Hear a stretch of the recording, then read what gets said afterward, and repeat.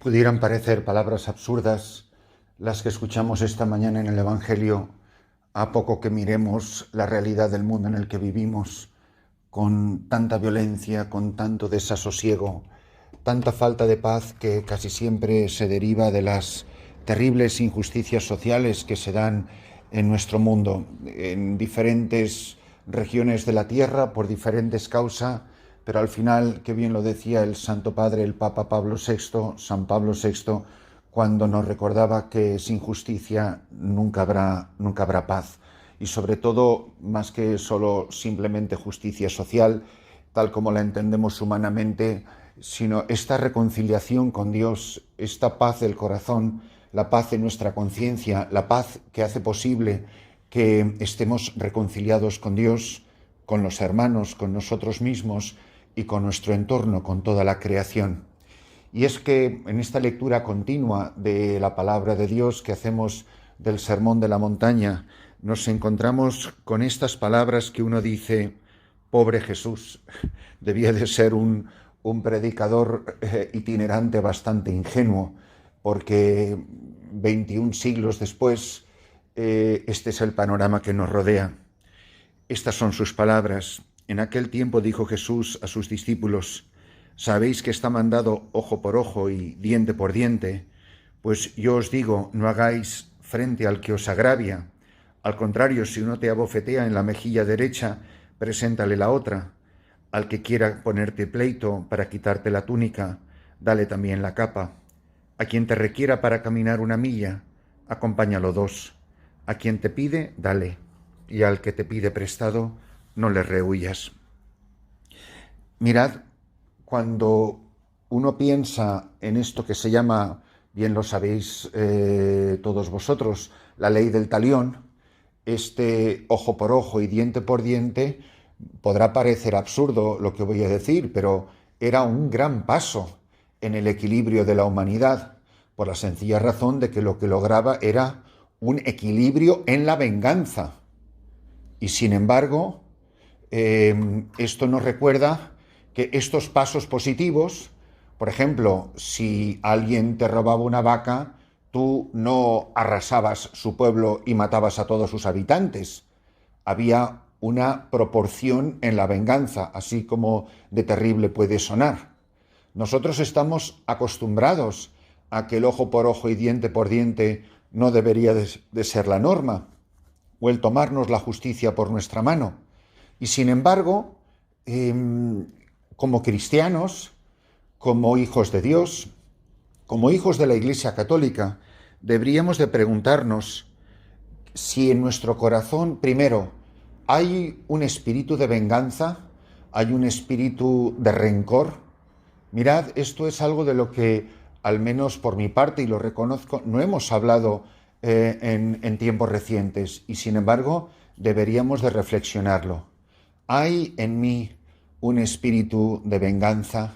¿Llevo rencor en mi corazón? ¿Me siento justificado de porque a mí me hacen algo malo, yo me tomo la justicia por mi mano y lo hago? Esto se da en el matrimonio. Es para que sepa lo que duele, así para que aprenda. Expresiones que podemos repetir, que pueden repetir incluso los padres con los hijos, o un marido con su mujer, o que puede realizar un sacerdote con un hermano sacerdote, o un obispo con su sacerdote y viceversa. En todas las relaciones humanas hay pues le voy a hacer lo mismo o más para que aprenda. No, si todavía la venganza tiene un valor didáctico para tranquilizar nuestra conciencia, no faltaba más. Pero recuerdo una expresión de Don Bosco, porque además me parece que aparece en el día de su fiesta, en el oficio de lecturas, donde, hablando de la educación de los adolescentes y de los jóvenes, él hablaba de los errores que cometen los educadores, que prácticamente se vengan. Usan la violencia verbal, la violencia física, para educar. Dice que es mucho más fácil eso que a lo mejor tener la paciencia de corregir, la paciencia de educar, la paciencia de ser un ejemplo, la paciencia de no perder los modales, de no perder la educación, de no perder la caridad en ningún momento y bajo ninguna circunstancia. Esto se puede dar también en la vida religiosa. se puede dar donde quiera que convivan al menos dos seres humanos. Pero fijaros que el Sermón de la Montaña, como toda la palabra de Dios, como toda la revelación, todo lo que Dios nos ha enseñado, siempre se ha cumplido primero en Él. Cuando nuestro Señor Jesucristo dice, pon la otra mejilla, mirad la vida de Jesús, mirad la historia de la pasión, mirad desde su nacimiento hasta la Pascua. Cuando Él nace, ya es Rey de Reyes y Señor de Señores. Y si en la pasión pudo decir, mi padre le podría haber pedido a mi padre que mandara 12 legiones de ángeles, pues también los podían haber pedido el día de su nacimiento cuando Herodes lo quería matar. Pero no, es siempre poner la otra mejilla. Pero él no dijo nada, pero él no se defendía. Él se dejó prender como un malhechor. Pero ser cristiano no es revivir, vivir otra vez la vida de Cristo. No es que no soy yo el que vive, sino Cristo que vive en mí. Es un error, esto lo corregía muchas veces don José Rivera, es un error decir, ¿qué haría Jesús?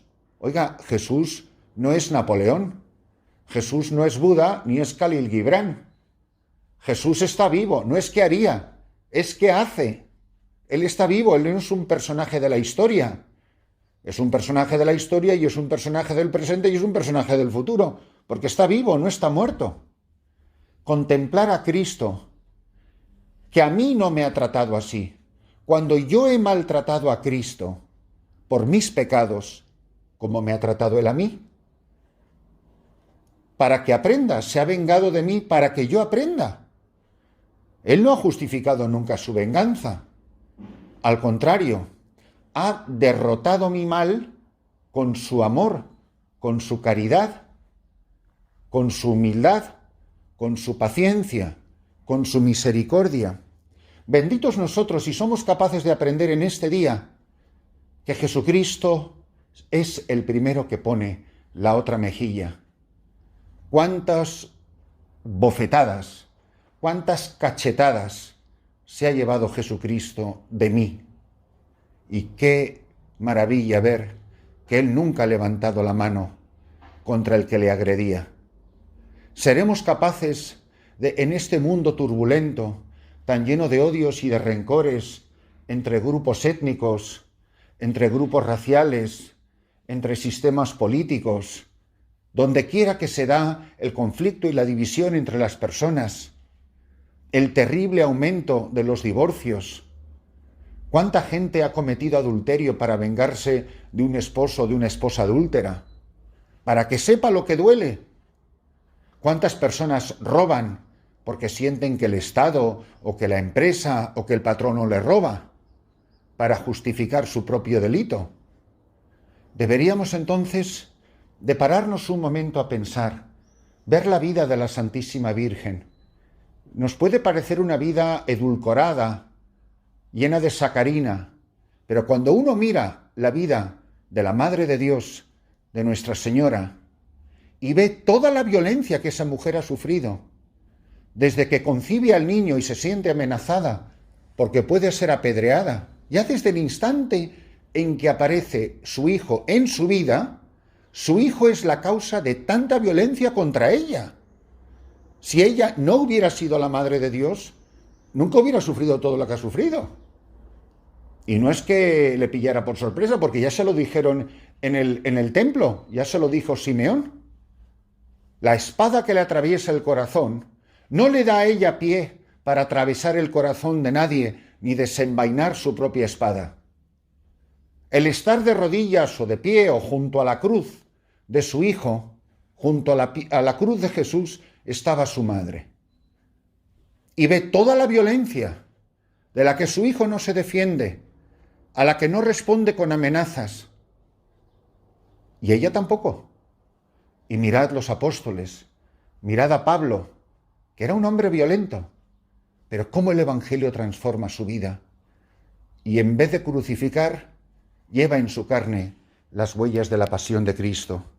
Mirad el testimonio de los santos, que han hecho exactamente lo mismo. Qué maravilla verles vivir el Evangelio con radicalidad. Y eso desorienta, desconcierta. A mí me parece infame que los musulmanes a sus terroristas los llamen mártires, porque eso es escupir sobre la palabra mártir. El mártir no lleva un cinturón explosivo. El mártir no pone bombas. El mártir no lleva ametralladoras. Mártir es una palabra católica. Y es una palabra que quiere decir testigo en griego. Quiere decir alguien que con su vida y con su sangre se deja agredir. No mata a nadie, se deja matar. No abofetea, pone la otra mejilla. Pidámosle al buen Dios que en esta mañana gloriosa nos ayude a descubrir que no somos igual que los demás. Esa tontería que se dice, es que el sacerdote es un hombre como los demás. Pues que se pongan los demás a celebrar misa. No es un hombre como los demás. El cristiano, el católico, no es un hombre como los demás. Hoy comienza un nuevo día. ¿Cómo lo viviré? ¿Viviré la ley del talión? ¿O viviré la ley del Evangelio? ¿Sabéis que se os dijo? Pero yo os digo. Que el buen Dios nos conceda la gracia de ser testigos de su amor, viviendo en serio este amor que no agrede, este amor que da la vida.